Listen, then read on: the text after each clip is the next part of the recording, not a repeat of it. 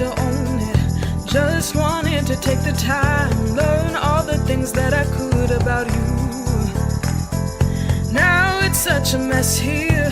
Oh, we are just stressed here. Used to be so easy with you. Thanks for coming on my show today. Thank you for having me. I love people like you because you were Fresno-based for a while and then moved away, but now you're back hanging out, bringing some fun to the Valley, which is always fun. Yes, looking forward to it. Yeah, I was here for 10 years. Came here as a travel nurse. Been doing comedy for almost 20 years. Built that up here. Was kind of also traveling across the world pretty much, while working. How did you do that? And I know Eddie does that too, and I don't know how you guys do that, because that's kind of demanding, traveling and working. You have to make it work. Any dream that you're going after, it's sleepless nights. Eddie, speaking of Eddie, I got to shout his praises. Eddie will go do a show, say in San Diego. They'll drive all the way back here, get 2 hours sleep, and he's right back to work at 8 in the morning. So you have to be determined. You're going to miss sleep. You're going to lose friends. You're going to be tired. When you're chasing this dream. It's but not you already easy. miss sleep anyway as a nurse. I do, but so that's why it's funny. It's wow. Well, most nurses though, it's 3 days or three nights a week, and then they got 4 nights off the rest. Me, I have really no days off. I'm only part-time now as a nurse, so 2 nights a week, and then the other 5 days a week, I'm either on the road traveling or working on the craft. How fun. That's so awesome. And so have you been traveling lately or not really? You've kind of been stationed. So you haven't. Yeah, so in 2021, if I can go in a brief history, my Nurses Night Out tour, I created Nurses Night Out 2013 in San Jose, California. I did not know it's been going on that long. That's so cool. 2013, and I did it at the San Jose Improv there. It was a way to get in with the club and build my own audience, because a lot of people don't get is, with comedians, people think, you can get your Netflix special, or you can end up on Joe Rogan's podcast, which is the way it goes today, or whatever, or the agent's gonna knock on your door. It doesn't work that way all the time. So a lot of times you have to make yourself or put yourself out there or bet on yourself.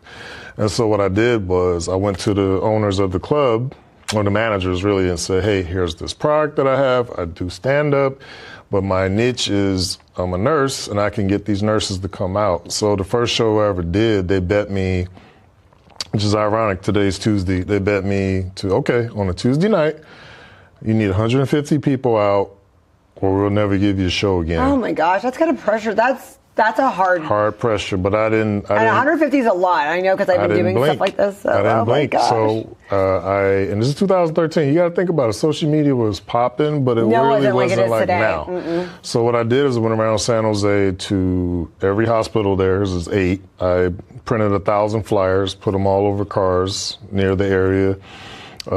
Beg, borrow, steal, and I got 170 people out on a Tuesday night at that venue, and I haven't looked back since. So as far as traveling, I worked the road doing shows here and there, but in 2021, I said, you know what, I really want to be out there. So I started researching clubs. I sold them the product. And I ended up with, up to this date, I've done about 70, 80 shows in different cities and countries. I've been to Canada 3 times now. And I love that, the whole theme, Nurses Night Out, that's so cool.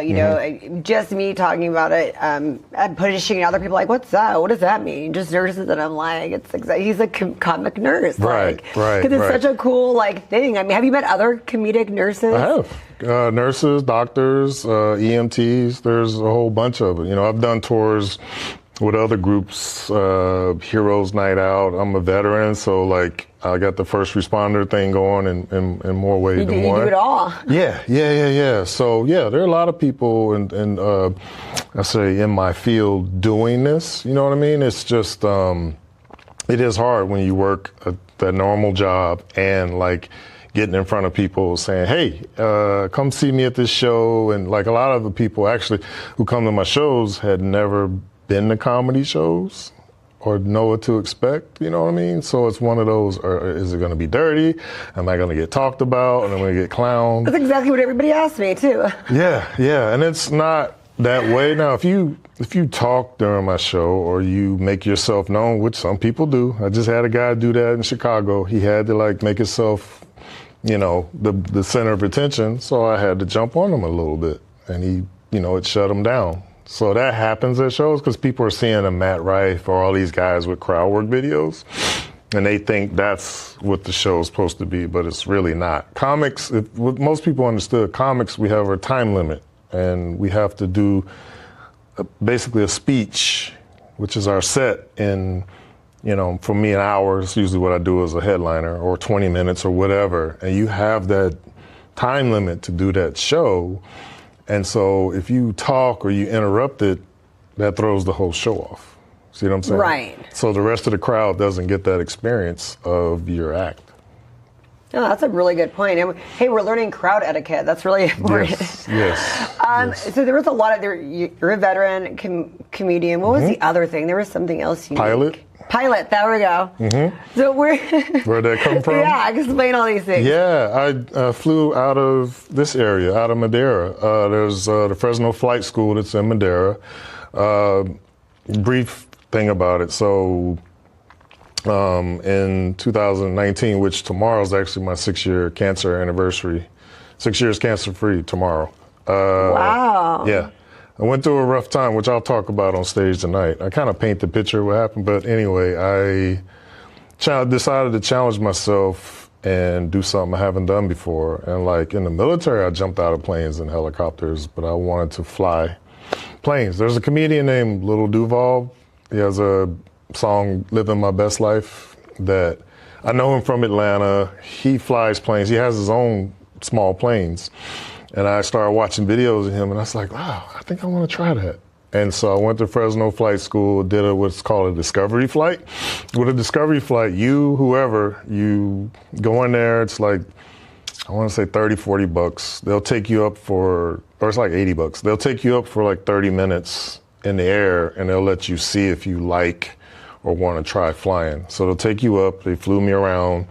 The guy let me take over because he saw I wasn't like on my phone or whatever. I was really intent. And so I took lessons from 2021 until about 23, and I'm about like 40, 50 hours. I have 40 some hours of flight time, man. Yeah. Wow, that is so impressive. And I love it, but it's expensive. And so I had to decide, do I want to keep flying or do I want to invest in comedy? And I figured the flying will always be there, but the comedy, you only have a certain window to make it work, So I figured, okay, let me take the money from that and invest into my comedy career.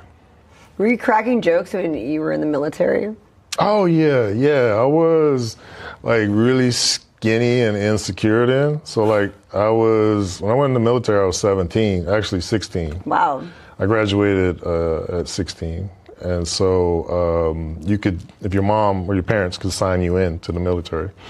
So I got signed into the military, went in at 16. I was the little skinny kid. So I was, 6'3", 178 pounds, and to offset that or that insecurity, I would crack jokes because bullies would come around. There's bullies everywhere. And if you throw a joke at a bully and everybody's laughing, it kind of shuts them down, Sometimes it got me beat up, but sometimes it got shut down.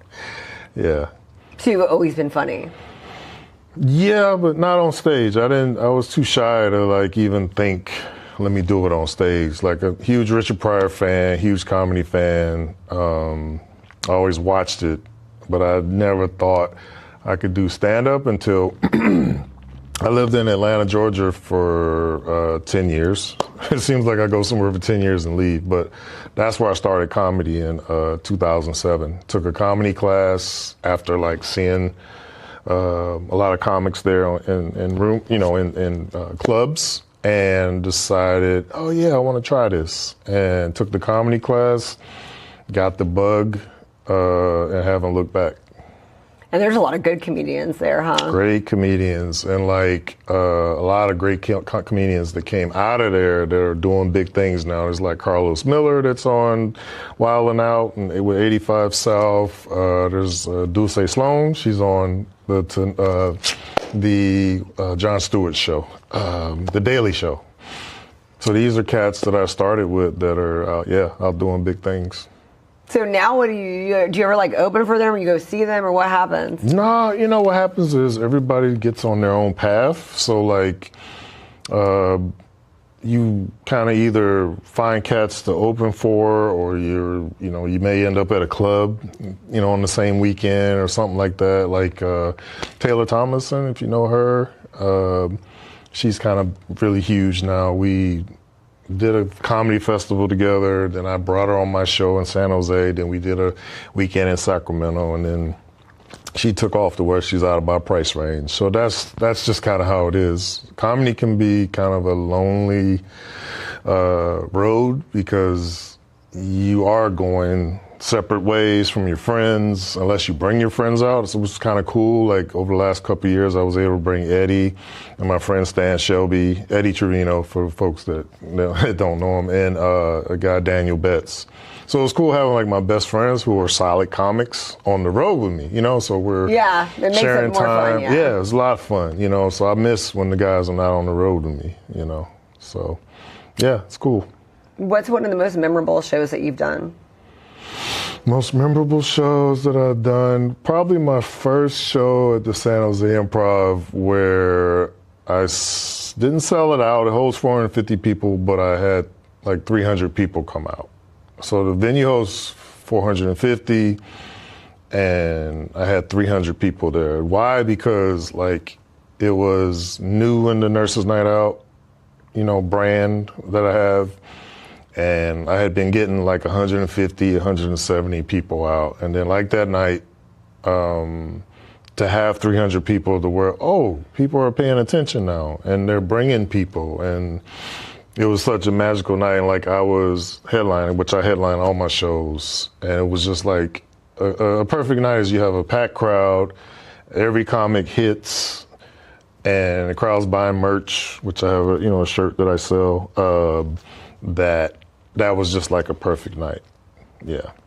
Wow, that's really cool. Mm-hmm. What's like one of the smaller ones you've done where you're like, wow, there's not many people here? I know you've stepped onto those stages. Oh, yeah. I mean, in the beginning, it's always going to kind of be like that to a degree until you start getting popular. But like when you go to a small town, like I've been to Medford, Oregon, or whatever little town, and, there's just not a lot of people. It's a bar that, here's comedy. Sometimes comedy gets sprung on people. So they're sitting at a bar or a restaurant. Yeah, they didn't expect it. Right. And the venue doesn't promote well. And next thing they go, here's, an hour and a half of comedy. And everybody's kind of like looking over their shoulder or halfway turning around. So those nights suck. But like when there's 10 people in the crowd, your job is to make those 10 people laugh. And that's how it is. I know we're mainly talking about comedy today, but I was wondering, when you became a nurse, what made you want to go into being in the NICU? Because that's like it takes a special kind of person to want to be that kind of nurse. To get into nursing, I had two aunts that were nurses that told me, okay, if you don't want to become a doctor, which I didn't, because coming out of high school, I didn't want to go to college right away, even though I had that pressure graduating early. Because I was, I guess, decently smart. And they were like, okay, if you want to go in the medical field, go into nursing. You can knock out a degree in 2 to 3 years if you get an associate's or a bachelor's. And then you can figure it out from there. And then with the NICU, when you're in school, you're training in department to department. And like the NICU, we didn't even that was the only unit, we didn't even get to touch the patients. They told us just walk through, you can't touch them, nothing like that. And I looked at that and said, that's what I want to do. Because there's a mixture of working with kids and more so babies, you're working with babies, and there's an intense side to it. Like it can really be touch and go some nights to where we're really hustling in there. So I haven't looked back. I've only worked in NICU my whole 27 years. Wow, and you've never thought about any other field? Because I'm sure you see a lot of things that are really sad in there. That's what I think would be a little bit hard sometimes. A lot of sad, but it's not as much as you think, because that's what people see, right? Like drugged out babies or babies abandoned or with some kind of ailment. But it's a lot, but that's the NICU world. It's like if you work in the ER or as a policeman or a fireman, that's what we have to do. We have to run into danger. Wow. That's really impressive. There's nothing you don't do.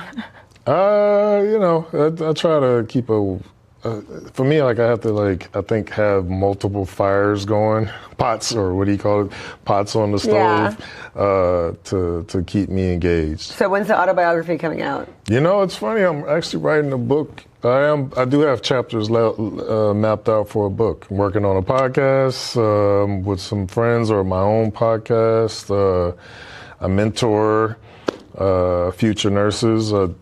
When I was living here, I was with Big Brothers Big Sisters mentoring kids. So yeah, I try to keep a lot going. But the book I'm hoping to put together in a couple of years. Well, it seems like you inspire people because you made it sound so easy right now. Well, you 2 years in this and you do this, and like becoming a nurse is so easy. But I know it is a lot of hard work. It's a lot of hard work, yeah. But I tell future nurses, get through school. I told a lot of my friends, I would rather go through basic training in the Army again than nursing school. That's how hard it is. And I have heard that, yes. being so. It's hard. You're up, when I was in nursing school, it was, you're talking 6 to 8 hour days in school. Then you have labs sometimes. And then they throw a massive amount of homework and reading. Oh, read these 10 chapters by tonight. By tomorrow, and then another 10 chapters, and then, we got this project. I get it, they wanted to keep you constantly busy so you can see how it is to be in the field, because in the field you have to multitask where you have 10 things coming at you at once. And literally, I have a doctor yelling at me, this patient in distress, other people helping out. So they jog your mind to get ready for that environment. Mm-hmm. That's awesome. So we have a comedy show tonight. It's going to be funny. Yes. Where can we see you, those that aren't going to keep up with what you're doing and where you're going to be at? Are you really active on social? I am active on social media. So you can look me up at the number 2 tall RN, as in registered nurse, on all my platforms, Instagram, Facebook. I have 2 Facebook pages, on Twitter, X, whatever it's called, and TikTok. The number 2 tall RN on all of them. And they have to make sure to put the middle initial in when they're looking for you, because there's another comedian with your name. Isn't there another comedian with your name without the middle? Because it's the Greg G. Williams, right? They have to look up that, or else they get. I think I heard about some guy, but no, I think I'm the only one. Okay, we really want the Greg G. So it's like I tell people to put the middle initial in there if they're looking for you. Okay. Well, I'm the tall one, so you're the tall one. So yeah. There we go. Yeah. And so the podcast thing, you're going to tell us when that's going to happen, because I totally can't wait for that. Yes, I've actually got everything set up. I'm hoping to churn out some episodes in the next few months, because I'll talk about everything: nursing, mentorship, flying. Everything. Military. I got a couple military people to reach out to. It's a lot I've been through. The cancer, it's huge for me to have people look into early detection, because a lot of people, wait till they get sick. Did you get early detection? Oh yes, for sure. Ever since I was young. Luckily, in the military, we're always getting tested and checked out, so I just stuck with that, since then. Mm-hmm. Well, I think you're the only person I know can make everything funny. Nursing, cancer, that's military. A hard one. That is hard. That's a hard one. Yeah, the cancer stuff is actually my funniest material now, because it's about me. I don't put it down. I make it funny, which took a while, because when you say that C word, people tighten up. But when I give my perspective, my view of it, where I tell people, I had to wear a catheter at home and things of that nature, and they go, ooh. So yeah, it works. Well, I can't wait. Thanks for coming out on my show today. It's a rare treat that we get you, so yes, thank you. Yes, and I got a special gift for you. This shirt is for you. On the front of it says, "Be nice to your nurses." Oh my gosh, that's so awesome. And on the back of it says, because they keep the doctor from killing you. I cannot, now I want to go to I never want to go to the doctor, but now I kind of want to go just so I can wear this shirt. Yes. I love this. Oh my gosh, thank you so much. Yes, thank you for having me.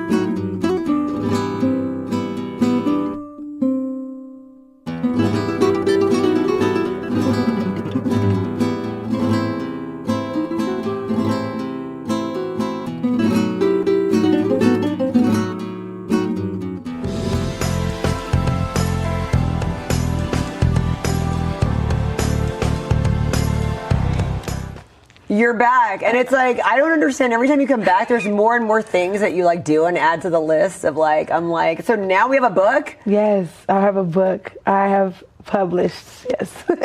So tell us about, and you match it. I know. What a coincidence. Pink is my favorite color, so I just decided to do this book. And it's a good pink. I'm very particular about my pinks. This is a nice too. pink. Thank you. And it matched you too, girl. It matched both of us.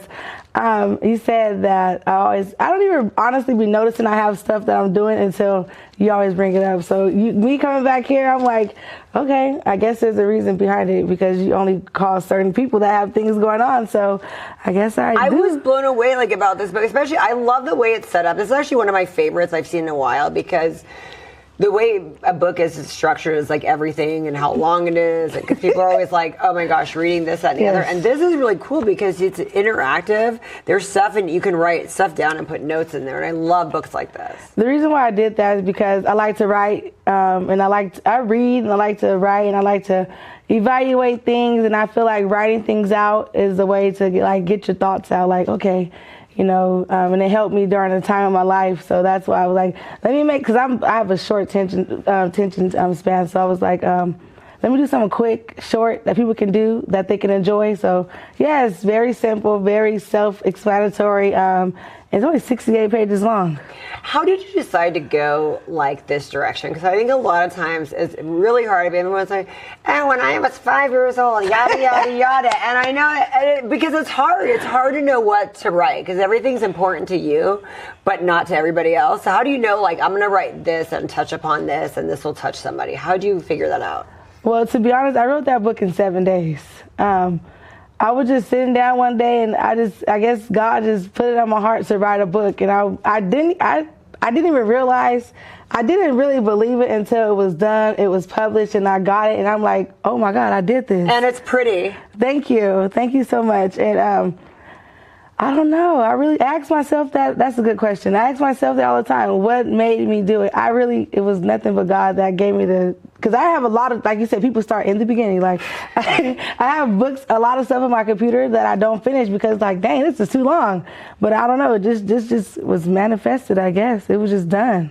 And it's like geared a lot towards kind of like, I feel like your faith and like what brought you to it, you know, this particular one. Yes, it's more about my story, how I was weak, how I was vulnerable, how I used to be, drink a lot, used to be addicted to drugs, how I was just fatherless growing up, you know, just wanting love and affection. And it's really about me and how I had to find God and get myself together because I was lost in the world. And as I have my podcast called I Am Her, You Are Me, it made me realize that I was not alone. Like, there's a lot of women who are weak, who are vulnerable, who are desperate for love, who really don't, who need to know, like, they're not alone. Like, you're not alone. I've been there before. You have been there before. She have been there before. So it's more like, that's why I call it a deliverance journal, because I made it in the middle of my fight, my storm, and it just helped me. So I know if this book helped me, and I still cry when I read it, and it still touches me, so I know that it would help other people as well. I was only a little confused about timelines and stuff, because it doesn't seem like you were in anything for too long. You know what I mean? It seems like everything was kind of quick. But that's so crazy. Like, yes, it's like,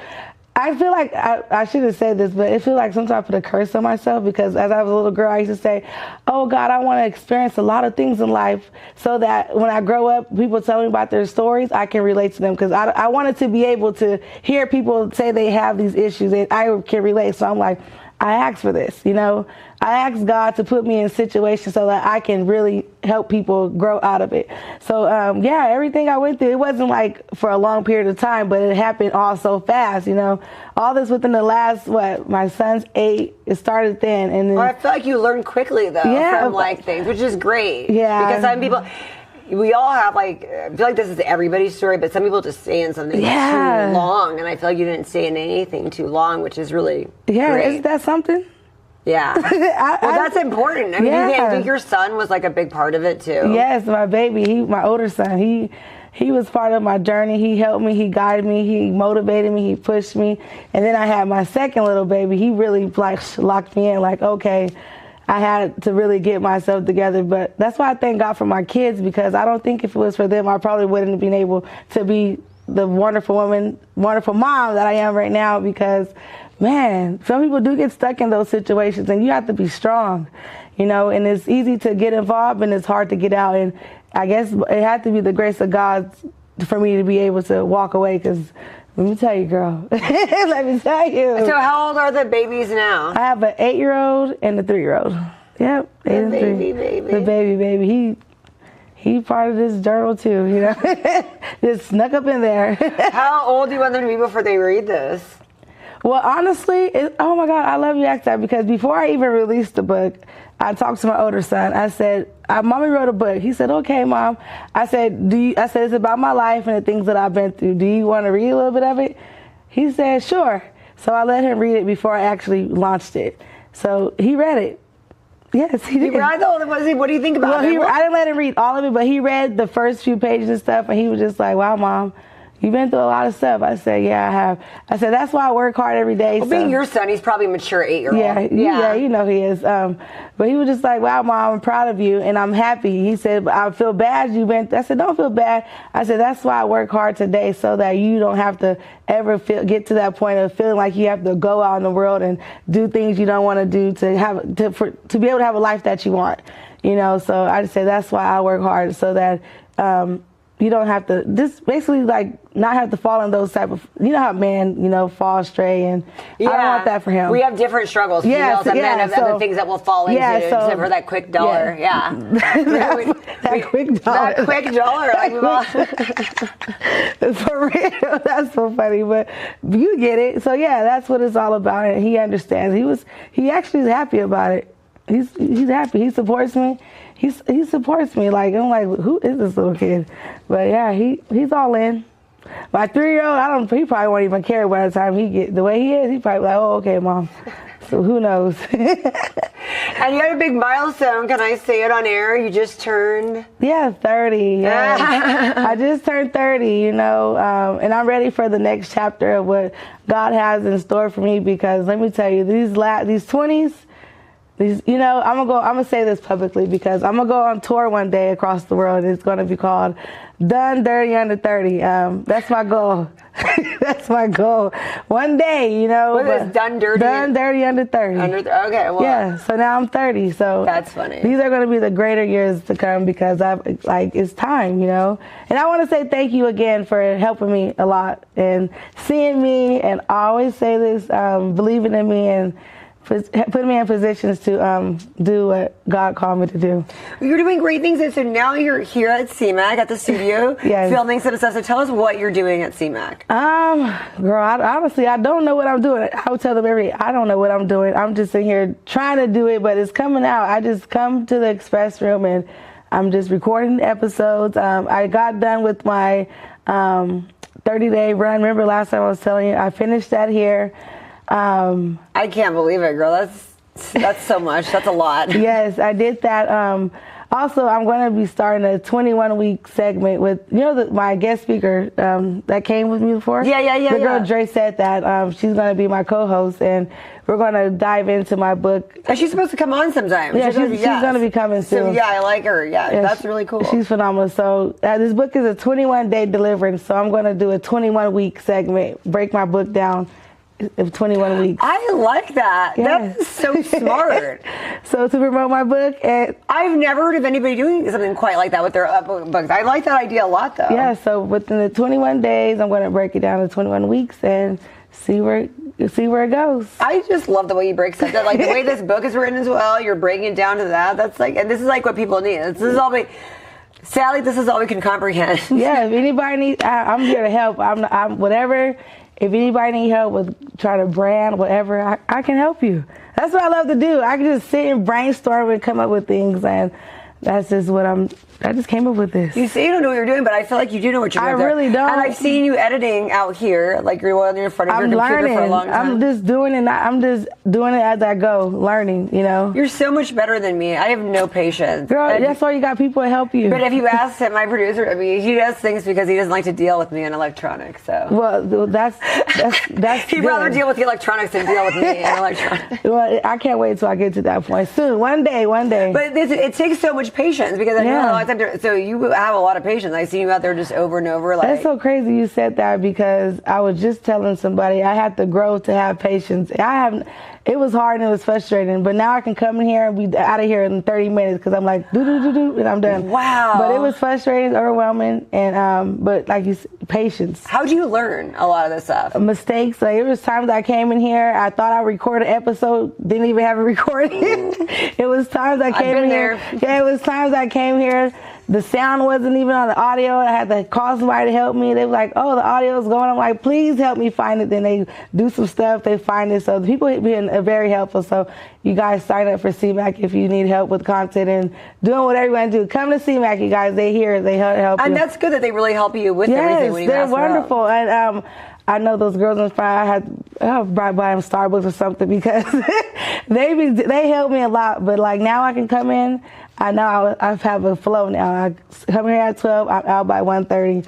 Because I do everything now as I'm in here. I don't wait till I go home because it's going to take me longer to do it. But I really don't edit it or nothing. So it's like what you see is what you get. That's the way it should be. I don't have time to go edit and do this. So if I come on the show with however you see me, it's just how I am, and just enjoy it. Listen to the message. Don't worry about how I look. Listen to the message.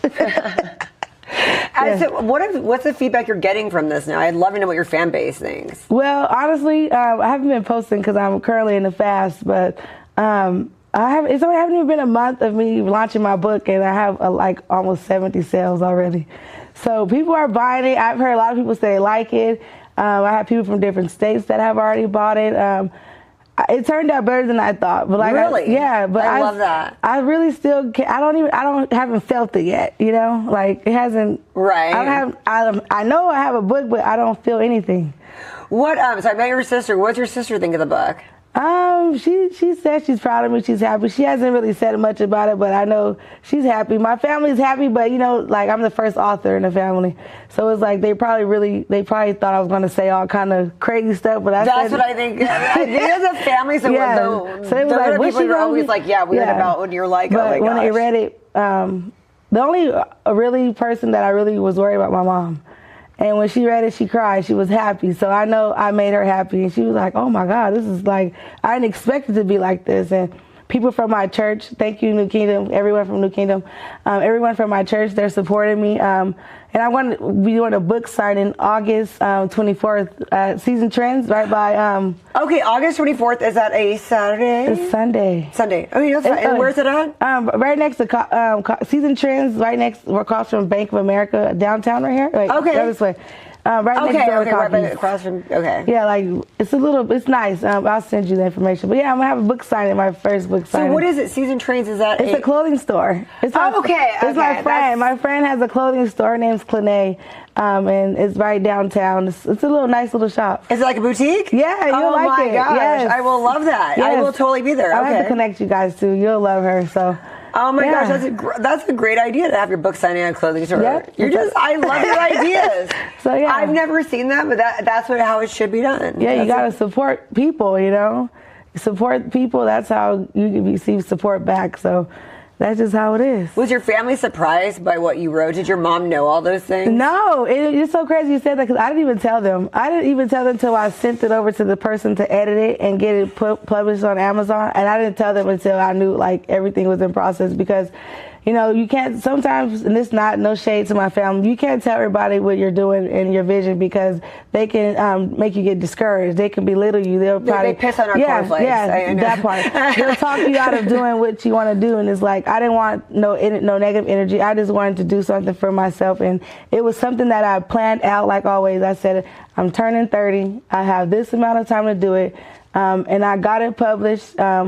They finalized it July 14th. I ordered my first copy July the same day, and I got this book on my birthday. Oh my gosh! Exactly on my birthday, I received my first on your 30th too. That's a big deal. It all planned out, and that's why I'm so happy, and I'm happy you called me back because it's like everything is just flowing, and I don't know what's next. Who's the first person that you had to read this after you wrote it before you sent it? My mom.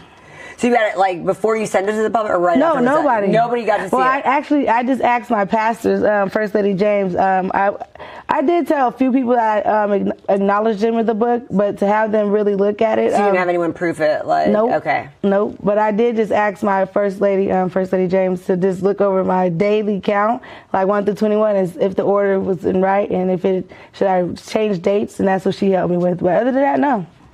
I just trust the process. And that's what happens when you just do it, girl.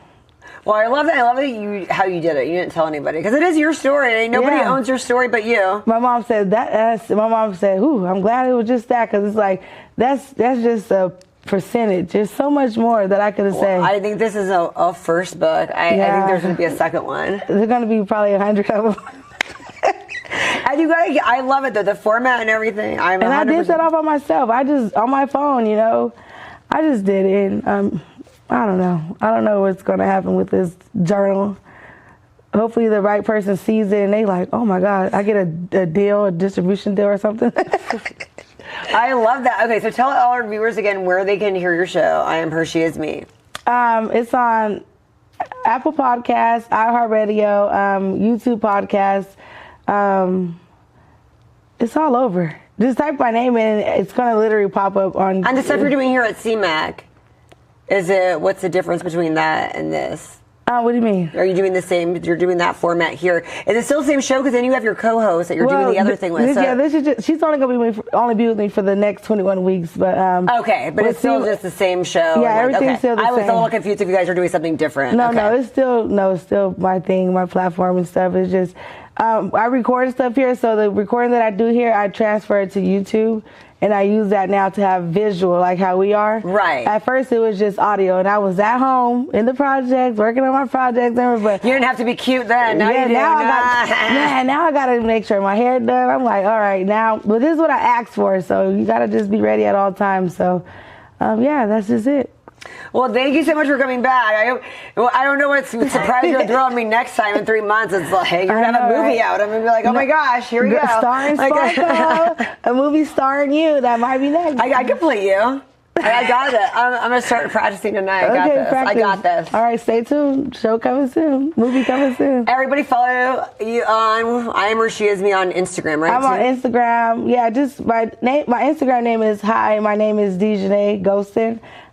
Just follow me there, or TikTok, I Am Her, You Are Me, and I'll pop up. Thanks so much, girl. Thank you.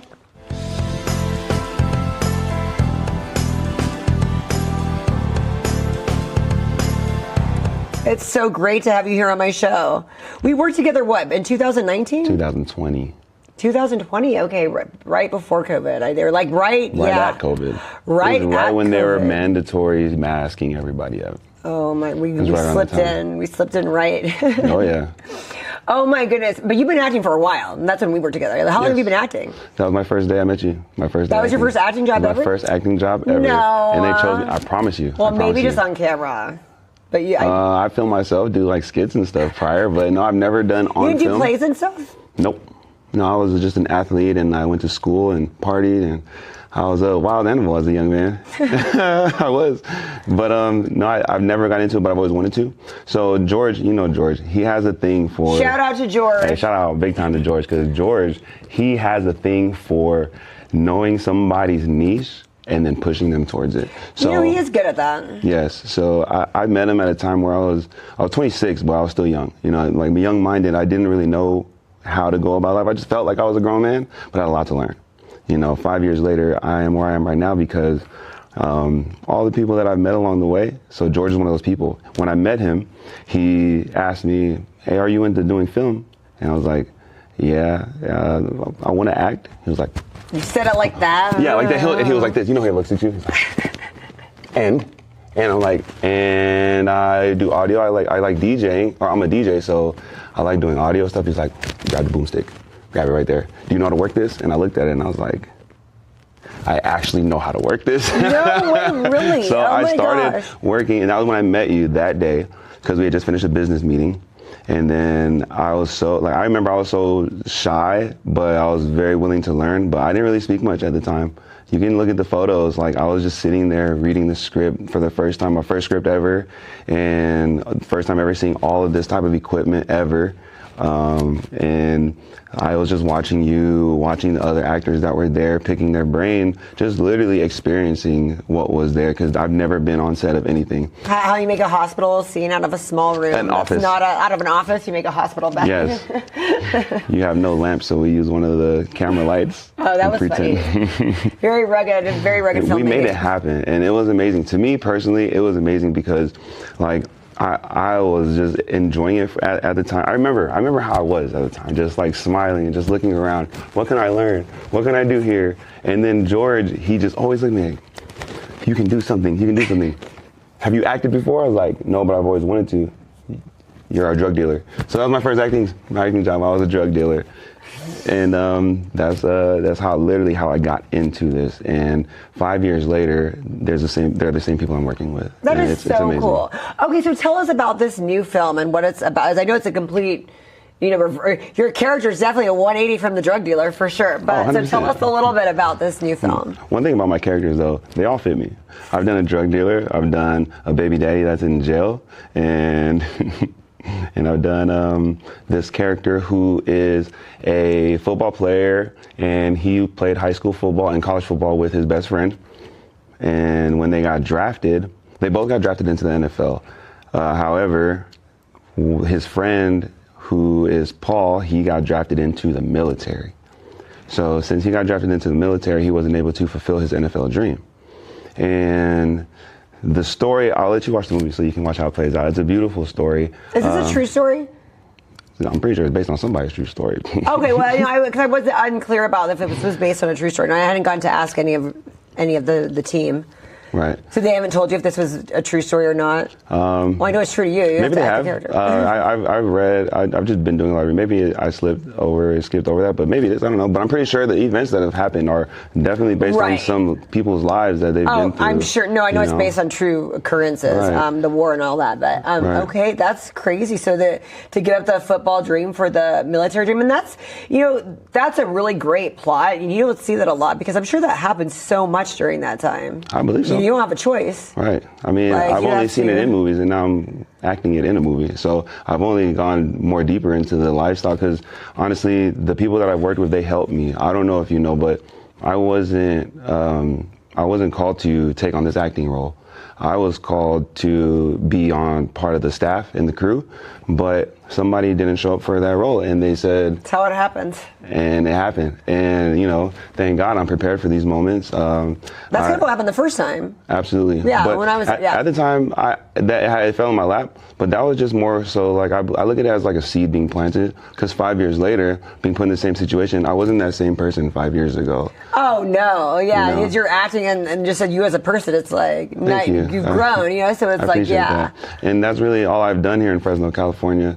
I got here at 17 years old, and I came here to just go to college. The plan was to go to college and graduate and then go back home. I'm from the Bay Area.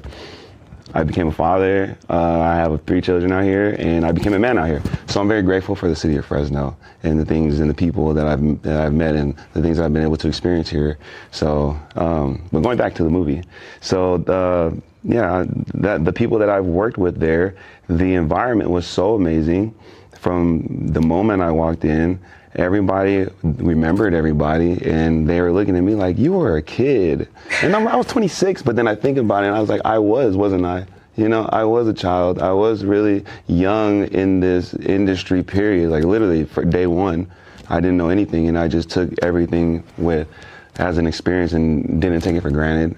All the people throughout these 5 years, we've kept in touch here and there. Obviously, we all follow each other on social media, but just those conversations from here and there over the years, that all matters, because now we're here and we all get to be in the same environment and we all work together. It was all smiles. There was no problems. There was no commotion. If anything, we were laughing too loud. We were quiet on set. I know. Yeah, there's a camaraderie on set that's really fun. I love it. I loved it. And everybody got to just share their gifts and tell how they were in their lives and how they got here. And one thing that I really appreciate is that this film is based on a Bible scripture, and is based on God, and is based on faith.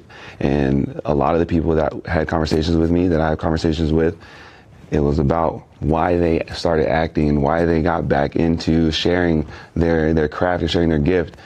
And a lot of the stories, pretty much the basis of the story was God told them, word for word. God told the person to act. God told the person to go here and you need to film again. God told the person, pick up that camera.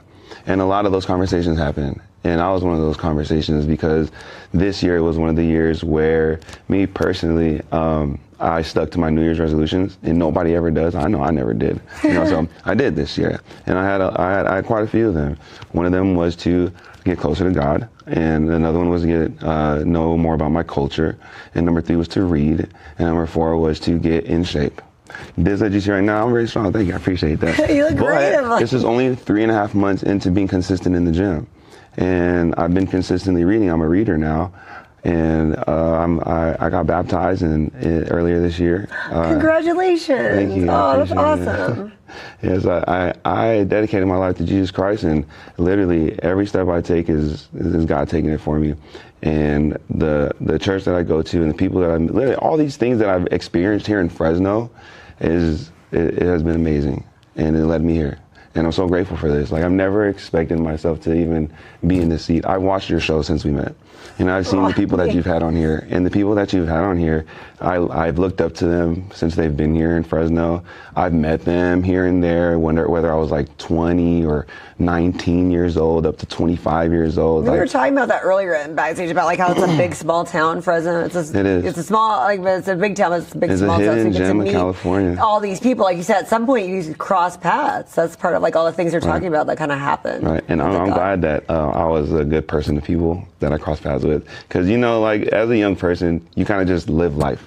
And you don't really know how you are towards people, but then you have friends and you have people that cross paths, and then you don't know necessarily how they look at you at the time.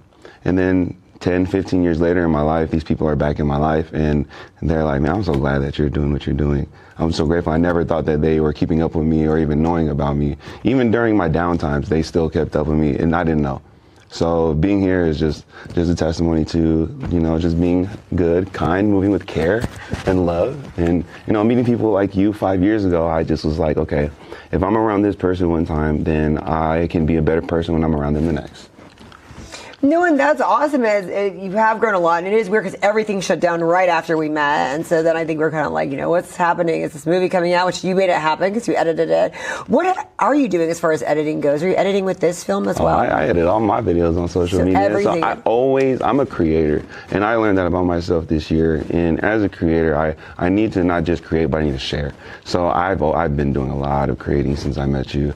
George is the person that brought the creator out of me. I remember at the time, 5 years ago, I was posting things on my social media of me like rapping and just posting that I wrote down, and I felt so like I need to take it down. And I was ashamed of it. But I remember those moments, and then now I'm doing the same thing, but I'm more intentional, and I'm not ashamed about it because it's me, and these things that I create, like me being an editor, me being an actor, I'm learning these things about myself, and I'm embracing it now. And instead of just having somebody compliment you and say, hey, you're so good. Like you said, I was born for this. I didn't know that when you met me. I didn't even believe that about myself. I'm still learning to believe that about myself. Well, I think people see things in you that you don't see in yourself. You know what I mean? Mm-hmm. So I think that's how it comes out, yeah. Right. So literally all of this is just, I don't know what all this is. I just live it. So this particular film, tell us a little bit about the film. I'm so sorry. We went all the way off about the film. No, I love it. No. You want to talk about it? I do it. We want to talk about the film. When did you get cast and how did it all work out? Because you said you kind of took the spot of somebody else that didn't show up. I got casted that morning, literally like 30 minutes after. So did you get hired to do the editing or the boom? I got hired because I was going to do the boom. I was going to do the editing. I was going to do the digital downloads, post-film, post-shoot. But everything had to happen at that very moment in real time. And when things happen, moves had to be made and pivots were made. And one of those was George. You're Steve. I said, okay. And that seems like a main character. That doesn't seem like a side. That what's like crazy? I feel like I manifest this because I went over the script over and over again. And I was like, I want one of these guys. I want one of them. I want Paul. I wanted the main character, but obviously, I don't know who was, and nobody knew who was who prior. I didn't at least. Oh, wow, okay. So I didn't know who was cast for what. Maybe I just wasn't paying attention, but I was trying to look over the script and see, like, I bet, because it happened. Remember the drug dealers that you need an actor, so I was like, it's gonna happen again. So I had to prepare. I prepared myself mentally to just like, if I get thrown in, I probably play a good suit if they need me to put some hair on you. So yeah, I was ready.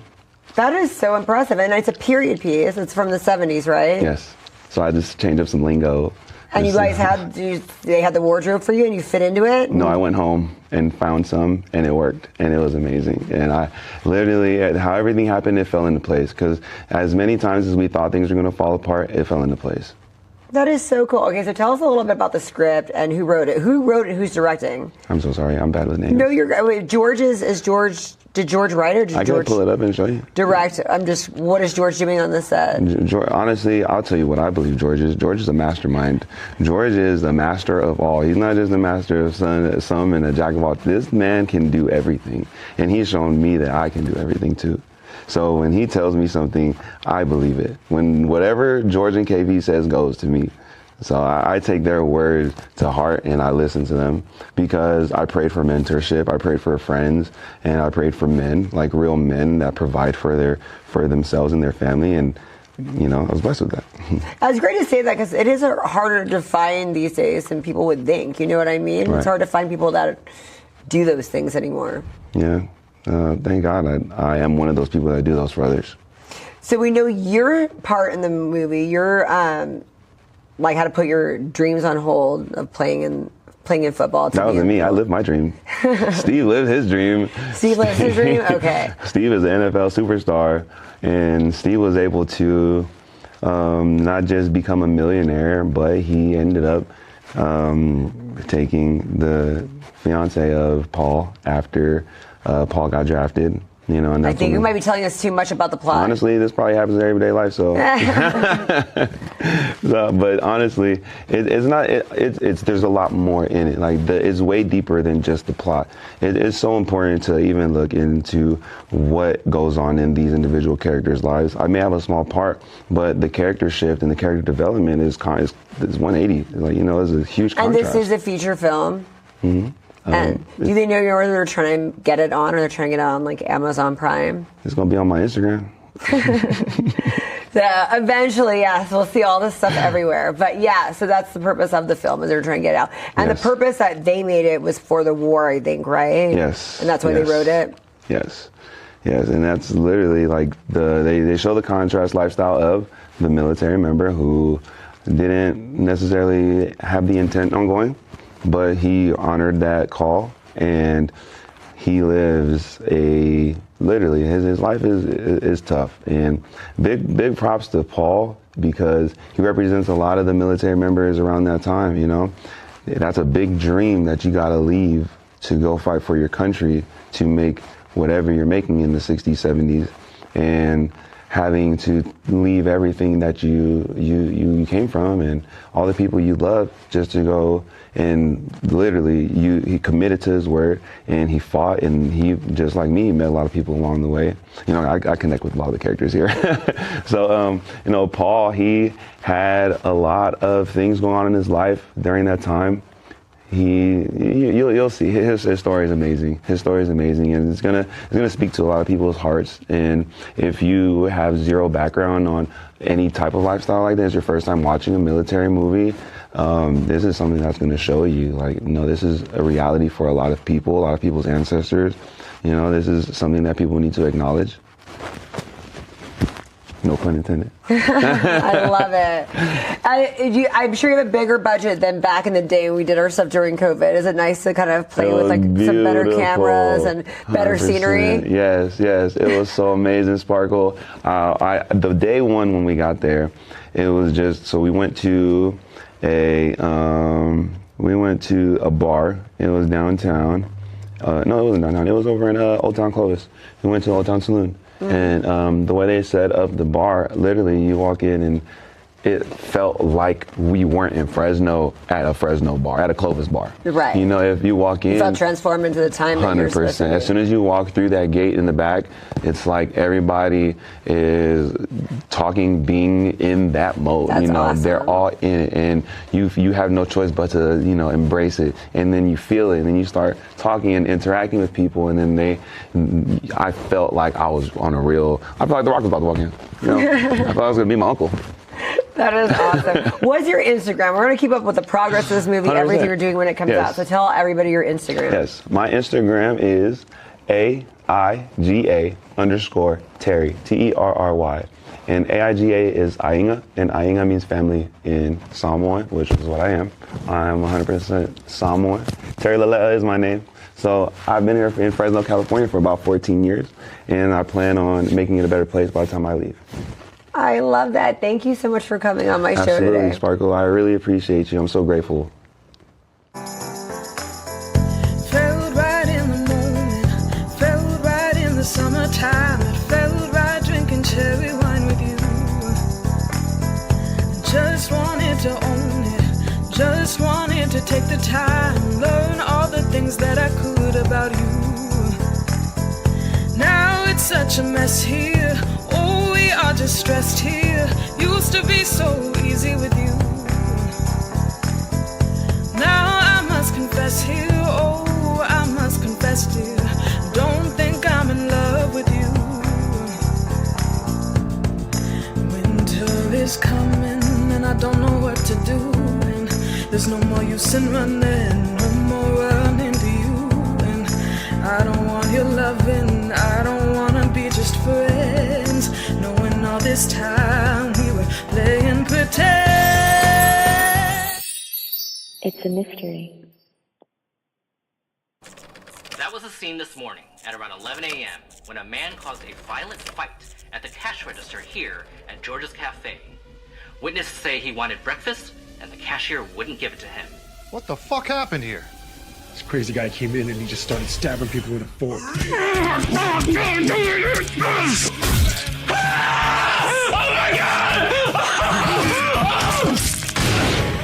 You some crazy bastard killed your brother, killed Kevin? Holy shit, I can't believe you shot that guy. Want to make some money with the destroyers? You're like, yeah, I wasn't there. I just shot his dick off. I need to know where this guy is. I need to know where he works. I need to know where he'd hide. Your man here is trying to rob Kathy May's cafe. I'm not telling you shit. Well, frosty tips. Did you do that to match your vagina? As soon as we entered the door, we should have our masks on. It's broad daylight. So we're not going to Disneyland then.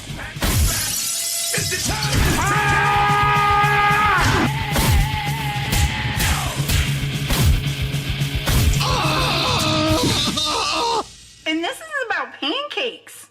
Like, the pancakes are good here, but they're not that good. Hi, I'm Sparkle Sujan, and I am the host of the Everything Sparkle Show. I would like to invite you to come and hang out with me every Thursday at 4 p.m. Pacific Time, 7 p.m. Eastern, as I interview the world one guest at a time. Everything Sparkle is available on Roku, Apple TV, Amazon Fire TV, Facebook, YouTube, Twitch, Twitter, and CMAC.tv. Plus, if you're in the Central California area, you can watch on Comcast Xfinity Channel 93 or AT&T UVerse Channel 99. Hope to see you there.